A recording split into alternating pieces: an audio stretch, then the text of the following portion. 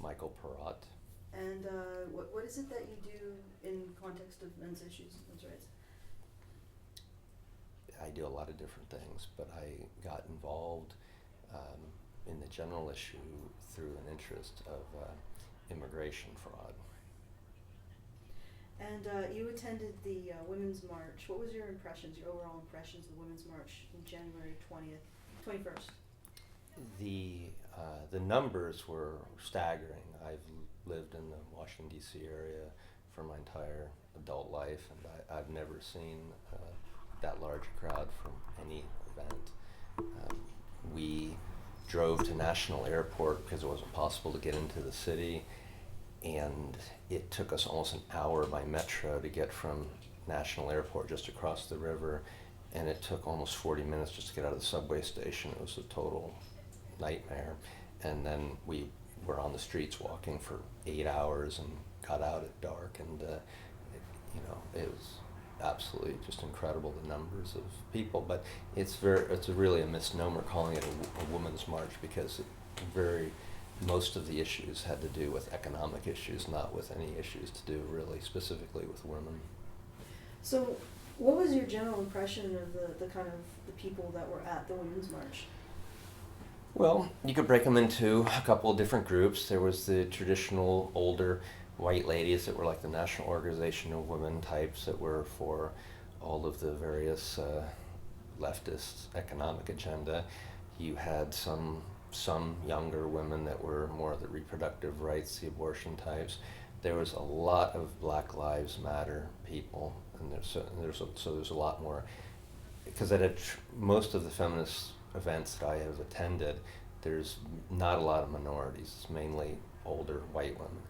There was quite a few African Americans, and there was quite a few Muslim women, which I'd never seen before. Quite a large number. So it was more diverse in that aspect. There was so many different things going on. It was really hard to understand exactly what the march was about, because so many things were almost completely disconnected. You have basically white women that are angry that men take up too much space on a metro or subway, walking next to a Muslim woman that comes from a country where they cut off their genitals, and it's just very strange to these women have any clue as to what they're actually doing there, other than that someone put them on a bus and gave them a ticket and told them to come, because it was highly organized. All the hotels in the area were booked, and there was, even as for Frederick, which is 45 miles away, the Days Inn was full of tour buses, and these women were everywhere. It was very highly organized, planned, and financed. So was just speaking about I guess Islam and Sharia law. Was there like a condemnation of that kind of I guess you could call it more patriarchal. I don't know if that's a misnomer, but whatever. Was there any kind of condemnation of Islam? Or No, not at all. It's very, just like what I saw today, it was very pro. A lot of remarks especially about Trump and about people being Islamophobic, and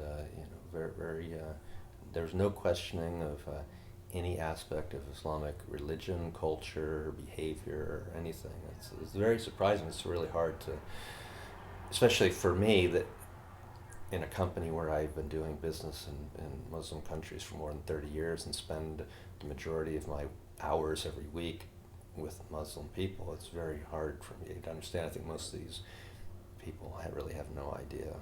They just watch television. They have really no clue. Maybe their whole connection to Muslim is a friend that's a student at the university, but it's not like they've ever spent any time in Pakistan or in Indonesia or Saudi Arabia or any place and really have any first-hand knowledge. So what were your experiences? You said that you don't think they had any first-hand knowledges, but what was your experience working with people from Islamic countries? Well, it's fascinating, because I started doing business in Pakistan in 1987. It's a long time ago, and I've watched the change. And in Western culture, the older generation is usually more conservative, and the younger people are the more socially liberal. It's completely the opposite. The people that I started doing business with in 1987, these people are now in their late 50s or early 60s. They come and they visit me in the United States.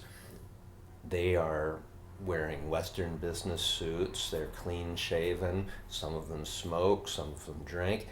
They're with their sons. Their sons have full facial hair or wearing Muslim garb. They stop to pray 3 times a day.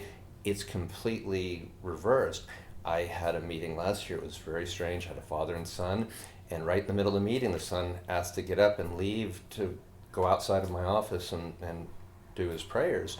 And the father took a cigarette break, and the father's talking to me, looking at the son praying, and he goes, kids, they're just today, they're so crazy. It's like, it was a complete role reversal. But they're afraid too, because the children are becoming so radicalized that the older generation, the business people in Pakistan, they're like, what's going to happen to the country? Because the school system and the society is becoming so more fundamentalist Muslim, and it's radical social change. I mean, if you look at pictures of Pakistan or Iran from 40 years ago, it's not uncommon at a beach to see women wearing Western-style bathing suits. Today, you can't even see a woman on the street without almost being fully covered, depending on what country you're in or where you're at. So, I mean, it's just incredible social changes. So you think that the feminists who are allowing Islamic proponents to talk at their movement, they just don't have a clue? Well, I think there's all different levels. The young college people, I think, are just completely clueless, just like they are in everything. Why they don't know anything, why they have no understanding of history or economics. They're just incredibly ignorant people.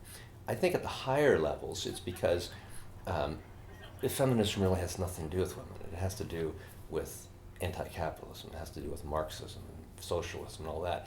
And the Muslim connection to the anti-capitalist message to them is way more important than female genital mutilation or driving or any of these other issues. Because when I went to my first NOW conference, to me it was shocking how little of it had to do with women, because I walked in, the first thing I saw was a giant display for the Nationalist Socialist Workers Party of America. I didn't even know there was such a thing, and I'm in this National Organization Women's Conference, and there's hardly anything to do with women. It's all to do with let's bring Cuban socialism to the United States. It's about solar power energy and every left-wing thing in the world. There was like one table on reproductive rights and one table on domestic violence, but the 99% of the entire thing was because it went some kind of like Occupy Wall Street convention or something. So it was quite an eye opener.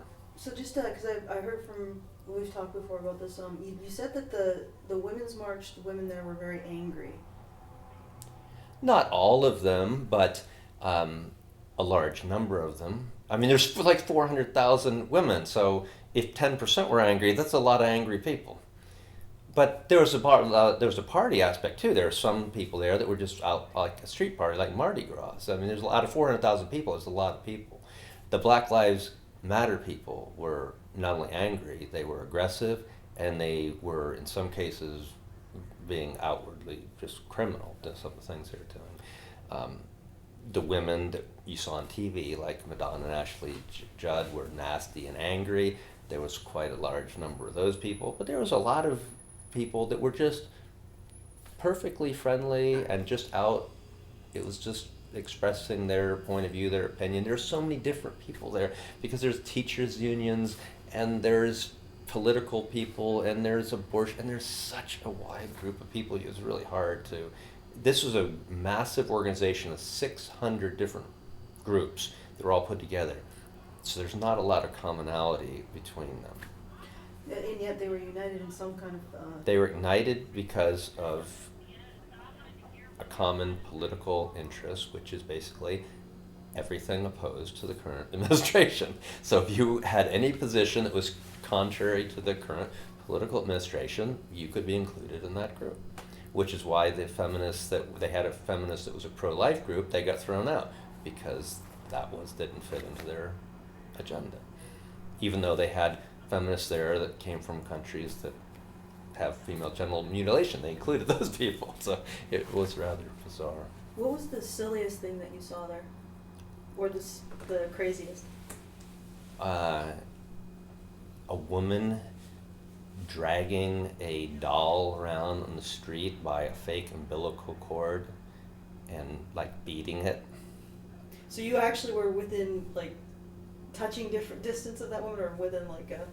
Within 50 feet. Oh my God! It's almost like you were almost brushed by a celebrity, because she's all over the internet. No, we were right in that intersection. There was a lot of Black Lives Matter people there too, and they were getting on the hoods of cars, and there was some taxi drivers that looked like they were from Africa, maybe from Somalia, Ethiopia, and you know, it's just people's livelihood. It's probably their personal cars, and I thought there was going to be some violence because these people were, you know, stopping the cars, and then they were getting on the cars, and it was getting, you know, very, very tense.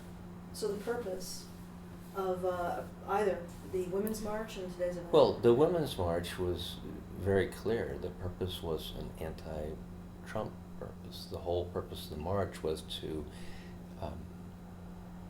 take as much power away as possible from the agenda that he's trying to put through. I mean, it was very clear. Every single group, no matter how diverse their ideas were, had one common thing: is stop Trump from doing many of the things that he wants to do. And this one? This one was focused really, like I said, on abortion, and on specifically on this effect of this gag rule for preventing these foreign reproductive rights agencies from counseling women about getting abortions. But the whole thing was very focused on that issue. All the speakers that I heard and most of the signs were focused on that issue.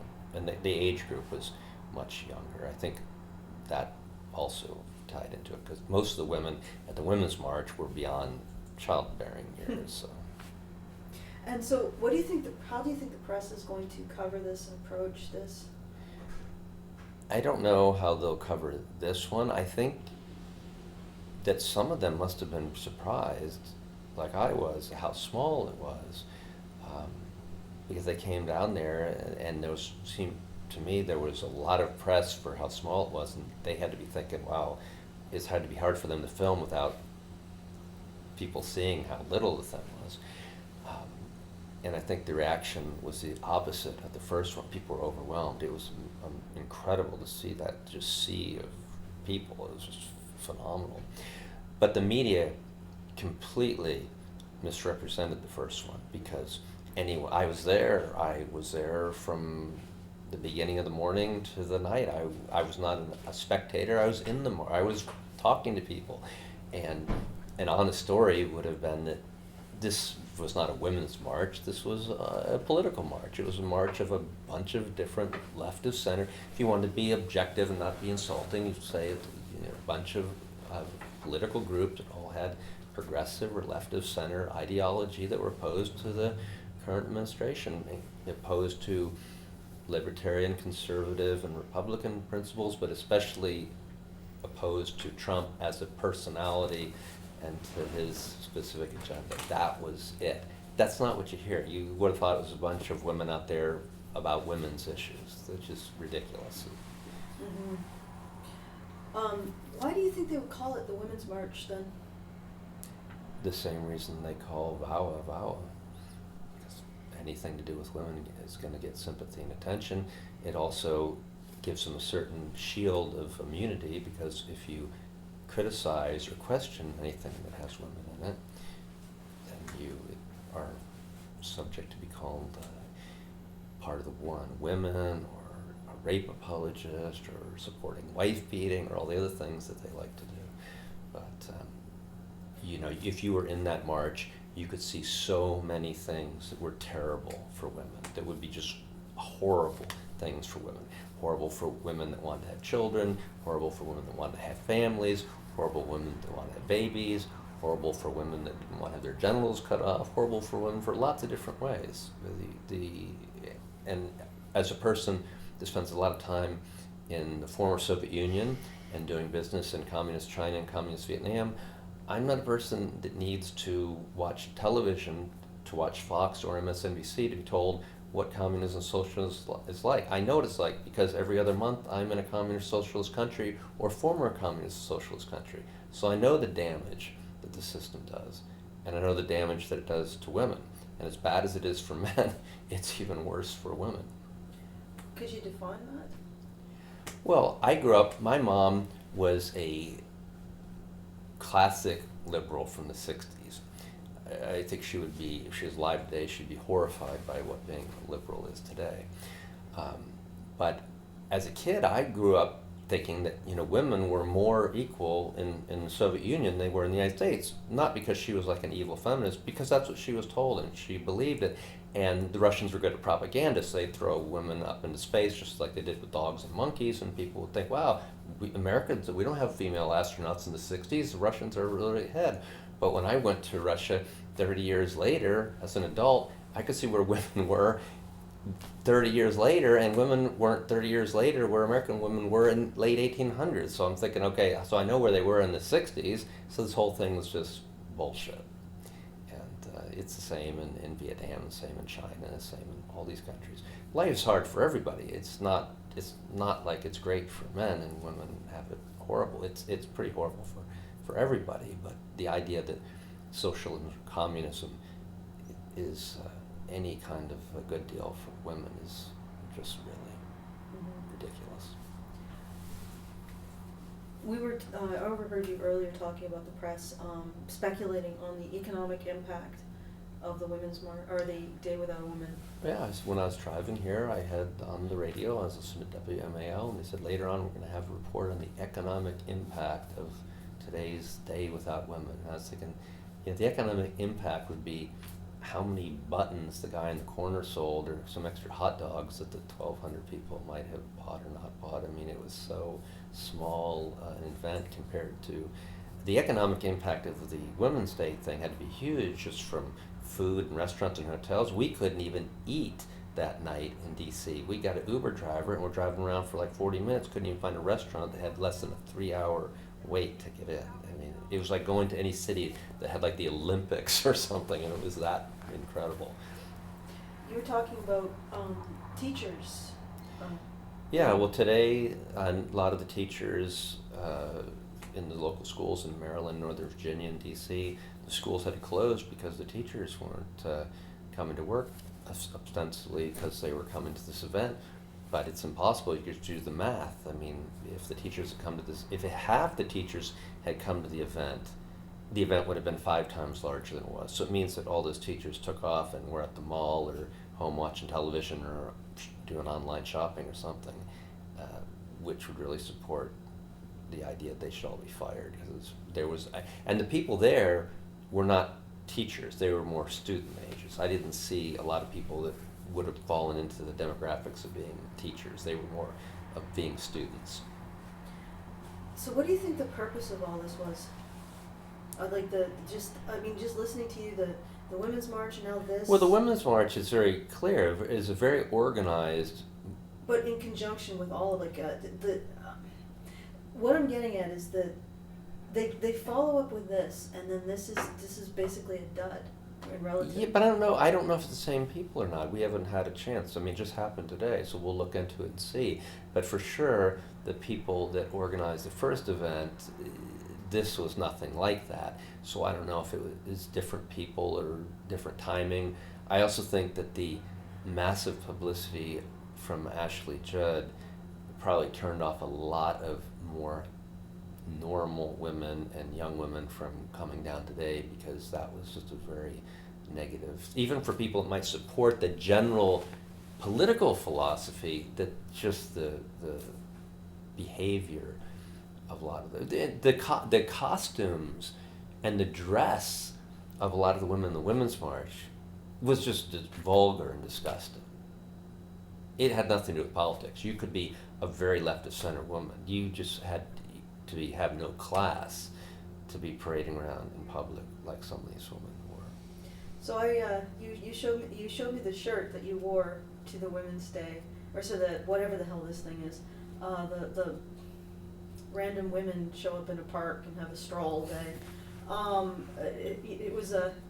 Could you describe your shirt and the reaction?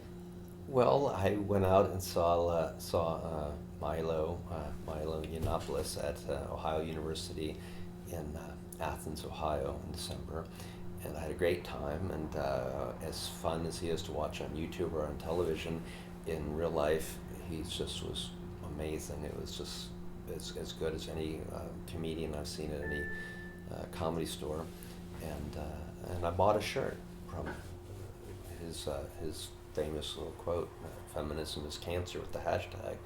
And so the shirt was the black shirt with pink, the traditional female pink lettering with the hashtag just saying "Feminism is cancer." But I don't think anyone really understood it, because the only person all day long that recognized it was a man who was holding up a giant sign supporting parental leave, like Trump's daughter is proposing. And he saw it, and he looked at me and gave me the finger and said, "Dude, you have a weird hobby." And I said, "I have a weird everything." And I then smiled, and Harry took a picture of me with the guy.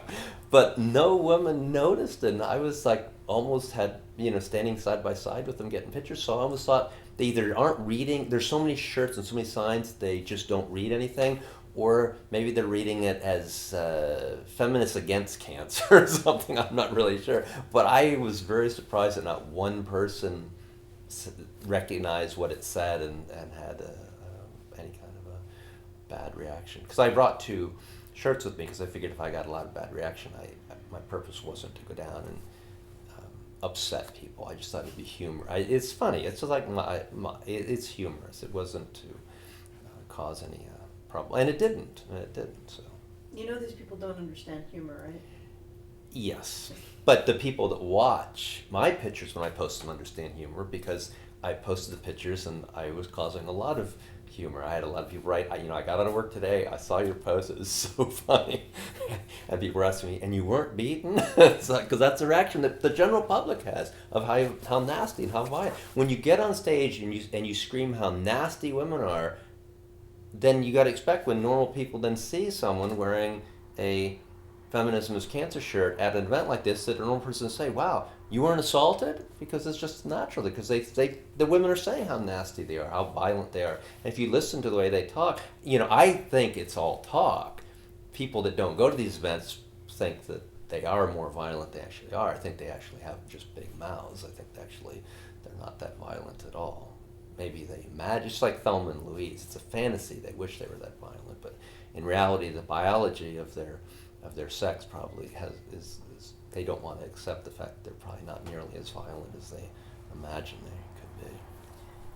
I don't know if I'd agree with the lack of violence in the female sex, but From my personal experience, I've never suffered it. I'm not saying there aren't men that haven't, but I've never been the victim of it, either in a personal relationship or from a stranger at any of the feminist events, which I attend frequently, and as you can see, I don't hide, but I'm also very polite. I don't fight with people, I don't insult people, I'm friendly with people. I went to the National Organization of Women Conference twice, stayed in the hotel, spent hours talking to the women, seriously, wasn't begging.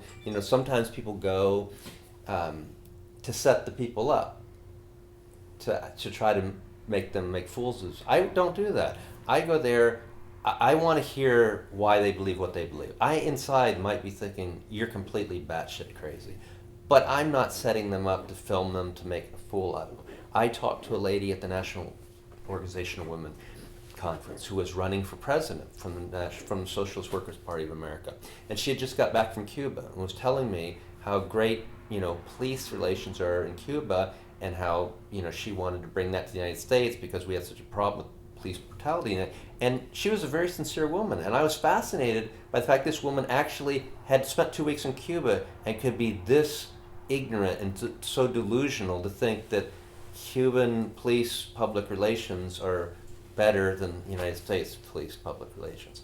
Because I see the opposite problem. I see the police are so restrained that you could literally be flipping cars over and lighting them on fire, and the police are like, "Hold back, don't do anything. We don't want to upset," like what happened in Baltimore. "Burn the city down, let's not send anybody," kind of thing. So, do you want to show us your badges that you got? I could show them to you. So we have the Women's March. Of course, what most Americans don't realize is today is International Women's Day, which is actually a real holiday that's celebrated all over the world in communist countries and former communist countries, but it's more like Valentine's Day. It's not where women go out and are militant and upset about anything. It's a day where they get flowers and chocolates and Then here is more of the Marxist left-wing women's march, which more represents the earlier walk. And there's the buttons they made, "A Day Without Women," which I don't think very many people had. This is something, Billion Rising Revolution. I didn't understand, but apparently this is the next event that is being planned by this Soros group back of active left-wing groups, so I have to do a little bit of research into what this is all about. But there's so many of these left-wing organizations. There's, like I said, in the Women's March, there were 600 different organizations connected in that. So when you look at 400,000 people, it's a lot, but when you think of 600 organizations, many of these organizations were $10 million a year or more funded organizations. So you're looking at like billions of dollars. So you're not looking at like a couple of random kooky small groups. So it's quite large.